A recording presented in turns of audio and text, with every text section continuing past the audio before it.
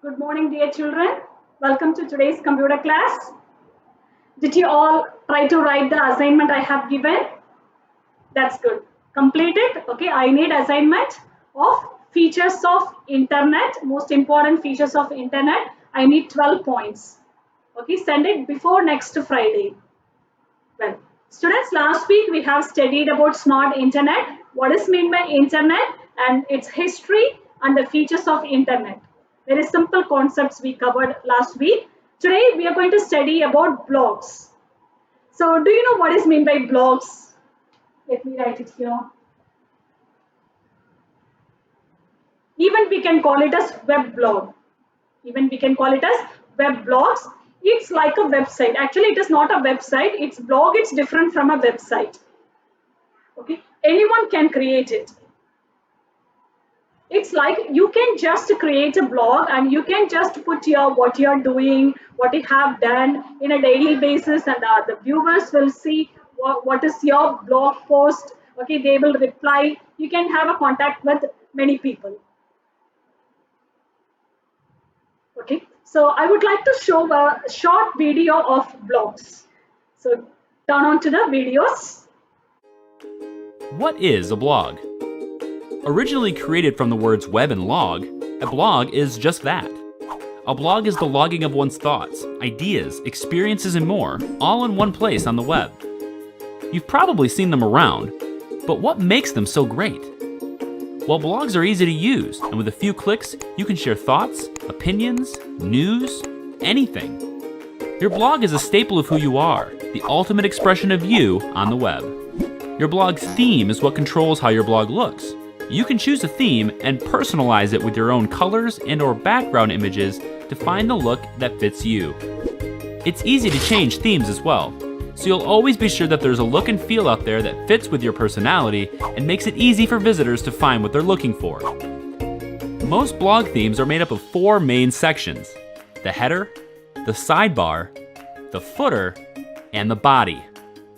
The header is comprised of your blog's title or logo if you have one, and your main navigation menu.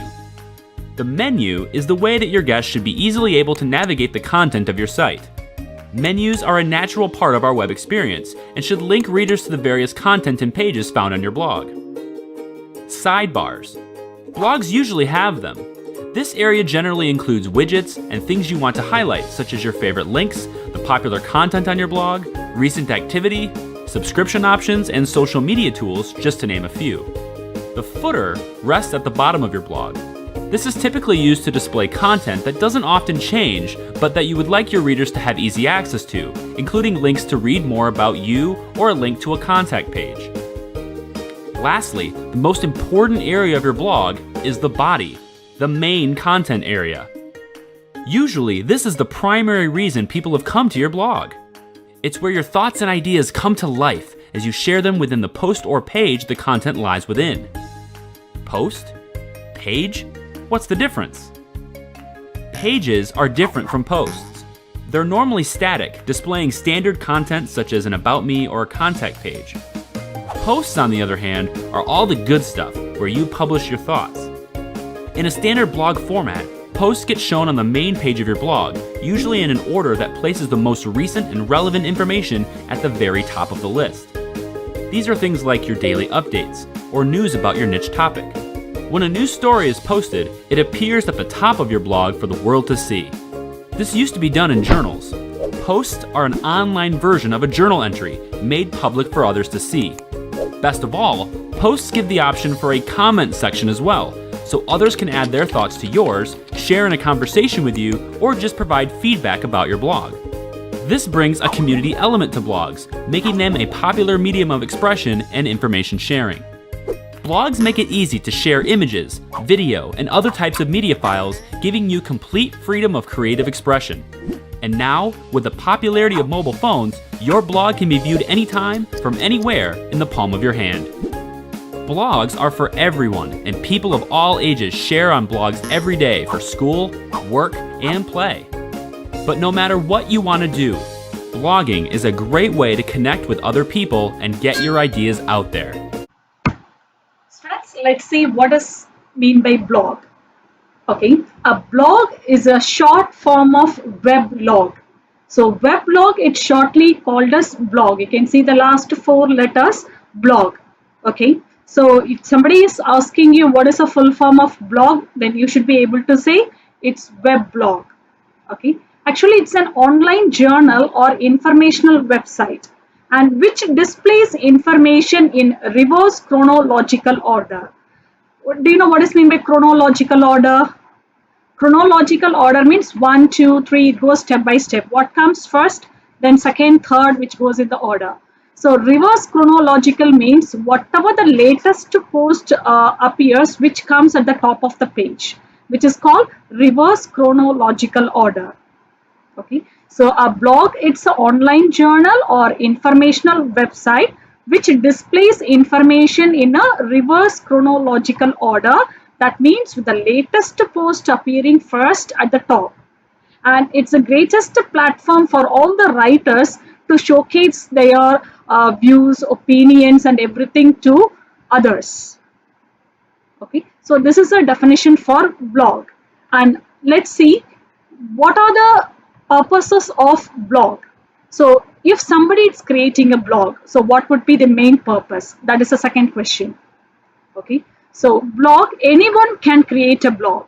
So whoever is creating a blog, they are just updating their blog in a regular basis, right? So as I said before, they are updating the blogs in a regular basis. So it is mainly useful for the business people. And say for example, if you're running a business, so if you're running a business means you rely on consumers, am I right? You want the consumers to buy your products and services, then only you can develop your business. So how to develop your business? If you start a blog and if you started posting in the blog about your products and services, it makes your business visible to others. Okay, then it will connect to many audience, consumers.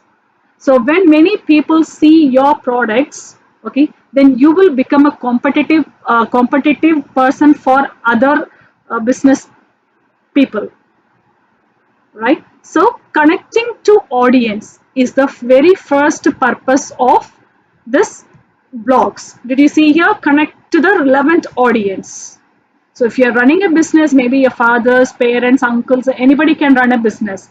So ask them to start a blog and just to post the relevant information about the product, okay, which will get a lot of reachability with the consumers.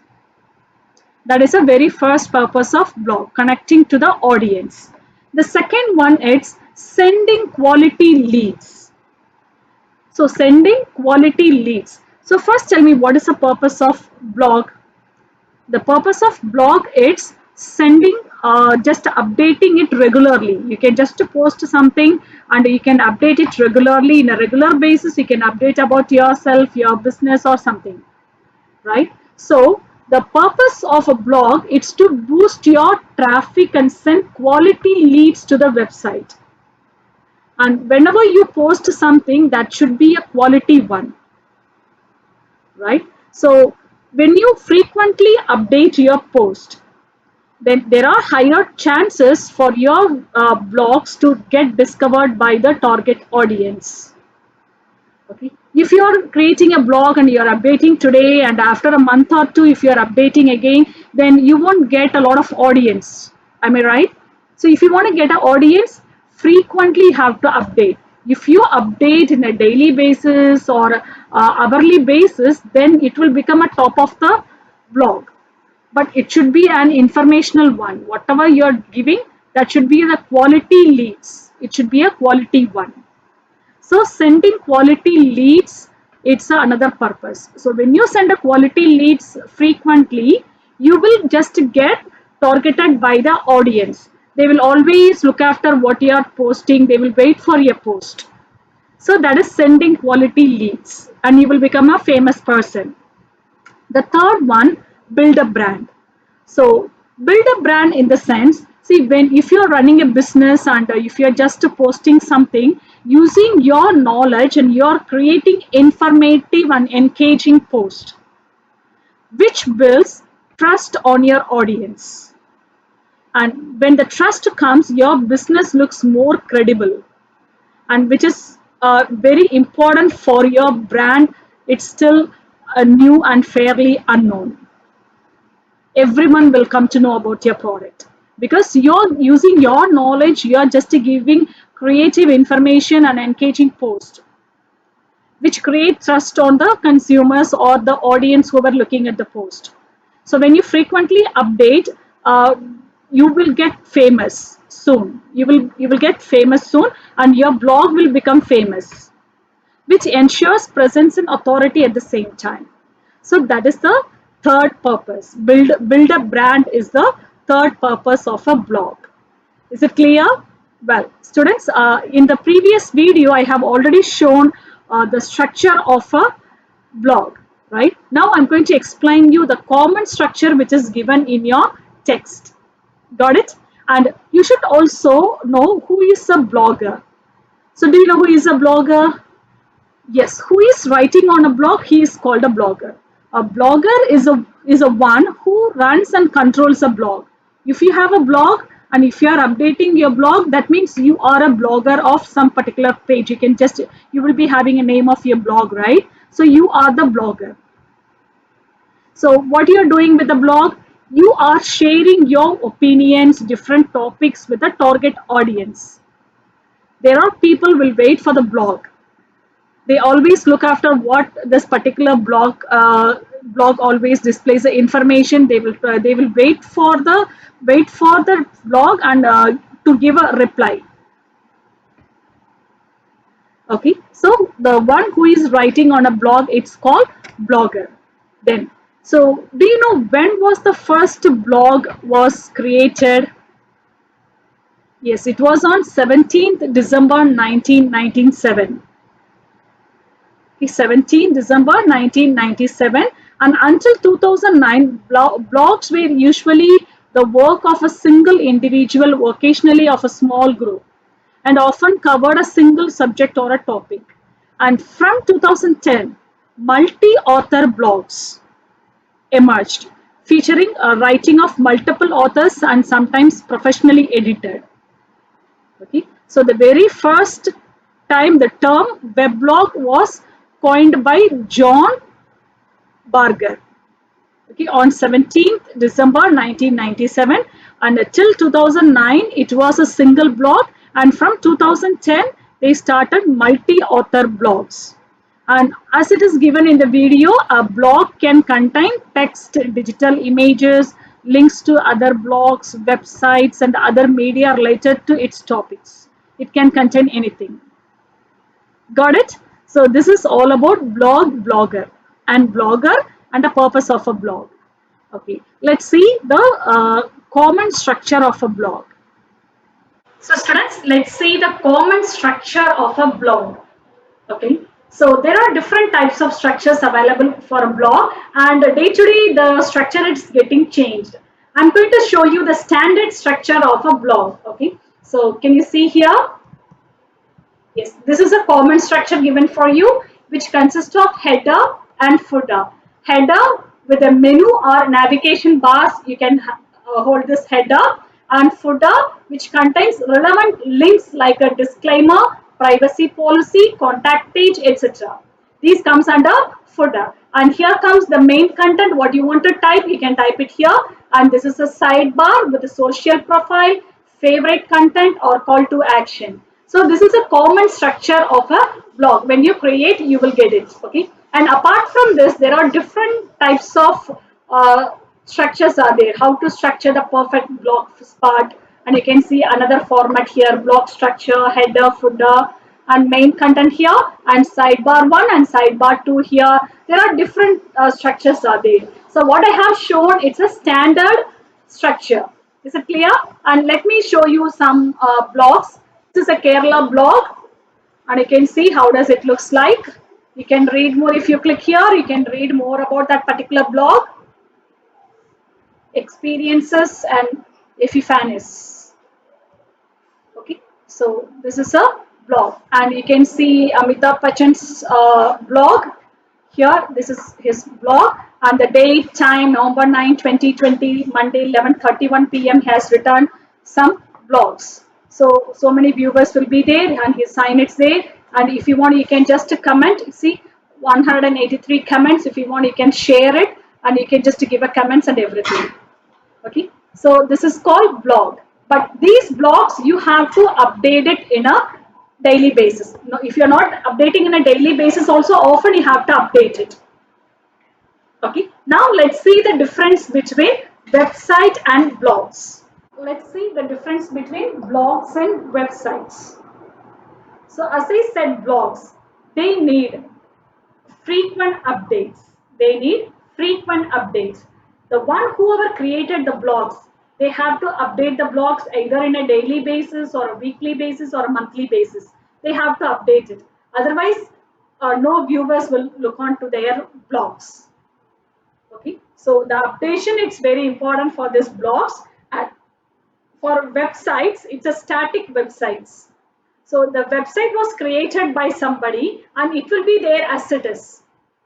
For example, if you want to search about HTML, you're going to a particular website. That website says HTML stands for Hypertext Markup Language, and the history of HTML, how to use the tags. If you go to another site also, the full form of HTML, it's not going to change. So the whoever created the websites, they rarely updates the sites because the contents are static. That's going to be the same forever. Not only today, tomorrow, forever. HTML is hypertext markup language only. It's not going to get changed. So static web pages rarely gets changed. Maybe some contents inside may get changed, but that is also very rarely. So the first difference is frequent changes, frequent updates. Frequent updates. It's important factors in blogs, but here websites are static. They are static websites. Okay. Very rarely the author changes the content. That is the first difference between blogs and websites. Then second one, if I'm writing a blog, you can read it. If you agree, you can just give a comment, agreeing comment, any comments you can provide. And if you have a different concern about what I said, you can just voice your different concern. Okay, no one is going to ask you why you have done like that. You have a freedom to post your comments on my blog. Not only my blog, anybody's blog. So, blogs has the rights to enter comments. But websites, it is a site, we can just only read the content, we cannot put any comments of ours. Okay, so that is the second difference. So what is the difference? Here we can comment on blogs and voice for different concerns.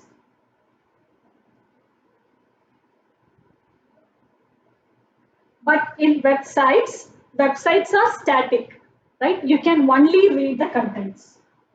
You can only read contents. If you like the content, you take messages from that particular website. If you don't like, you can move on to another website. Okay, you can just only read the content. Okay, so that is another difference between blogs and websites. The next one, the blog contains who created the blog, which day they created, the tag, content and everything. It has all the details. But here, nothing will be there. Who created the author, we don't know. We see the site and information, but we don't know who created that particular web page or a website. But here, we can see everything. That is a third difference. Then fourth one, in blogs, you can see daily or a weekly or a monthly news updates. New updates you can see. It depends upon the blogger's opinion. What is the schedule has given? Maybe daily basis he may update his blog, or weekly basis or a monthly basis he will update it. Okay, but here in website, no updation. Once it's created, it will be there as it is.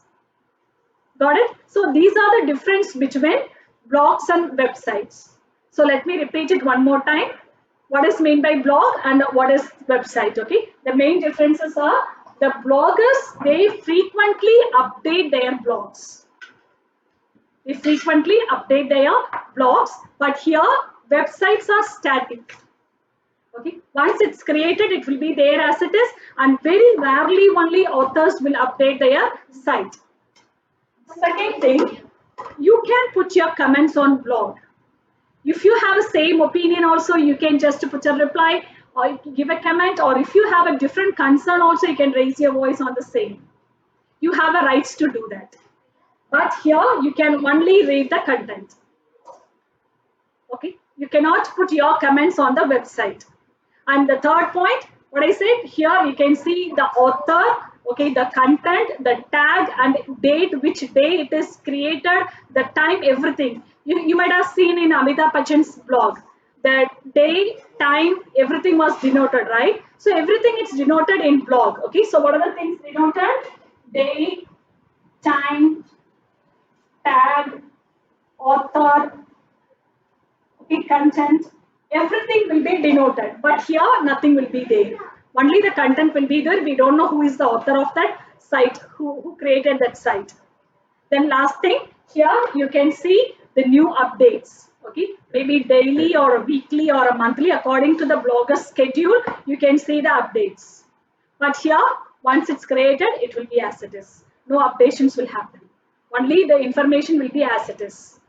These are the difference between blogs and websites.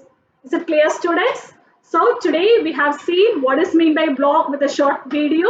Then we studied about the common structure of a blog and difference between blogs and websites. So students, please read the same concept from your textbook. I have taught very less only. It's because I am giving you time to study. Okay, so kindly study the same from your text, okay, and mark important words from this chapter up to what I taught. So see you on next Wednesday. Until then, stay home, stay safe. Have a great day, students.